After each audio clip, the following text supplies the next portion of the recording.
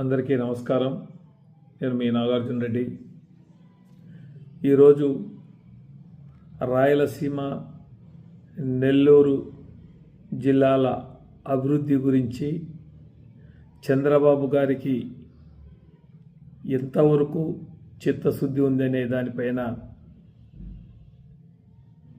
తెలంగాణ ముఖ్యమంత్రి రేవంత్ రెడ్డి గారు మాట్లాడినటువంటి మాటలు అసెంబ్లీ సాక్షిగా నేనే తెలంగాణకు సంబంధించి ప్రాజెక్టులను అంటే తెలంగాణ కోసం రాయలసీమ ప్రాజెక్టులను నేనే ఆపి చేయడం జరిగిందని చెప్పేసి కావాలంటే మీరు పోయి పరిశీలించుకోండి అని చెప్పి ప్రతిపక్షాలు కూడా సవాల్ విసిరారు. మరి దీనిపైన ఇంతవరకు ముఖ్యమంత్రి చంద్రబాబు గారు ఎటువంటి ఖండన ఇవ్వలేదు.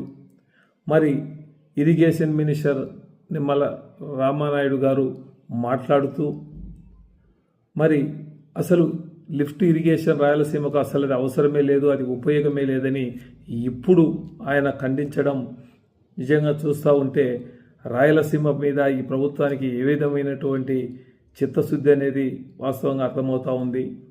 ఎందుకంటే 2004లో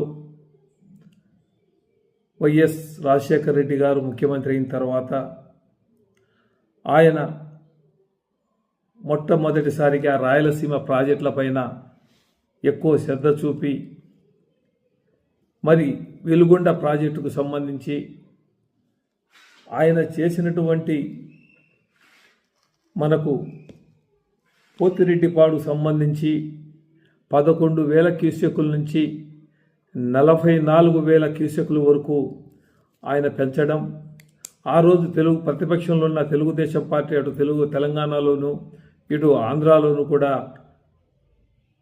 ఉద్యమాలు చేయడం జరిగింది. అదే కాకుండా స్వపక్షంలో కూడా రాజశేఖర రెడ్డి గారి పైన విమర్శలు కూడా చేయడం కూడా జరిగింది. అయినా కూడా ఆయన ఎవరిని లెక్క చేయకుండా ఆయన చిత్తశుద్ధితో రాయలసీమ ప్రాజెక్టులన్నీ కూడా త్వరితగతిన పూర్తి చేయడం జరిగింది.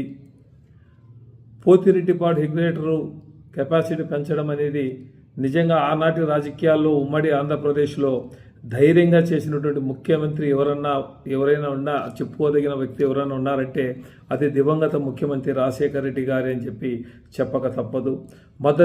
మొదటి నుంచి కూడా ఆయనకు ఇరిగేషన్ ప్రాజెక్టుల మీద ఎక్కువ ఇంట్రెస్టు, వ్యవసాయం పైన, రైతుల పైన 1,00,000 కోట్లతో 1 కోటి ఎకరాలు జలయజ్ఞం పేరుతో ఆయన తీసుకువచ్చి చాలా ప్రాజెక్టులను కూడా ప్రారంభించడం జరిగింది.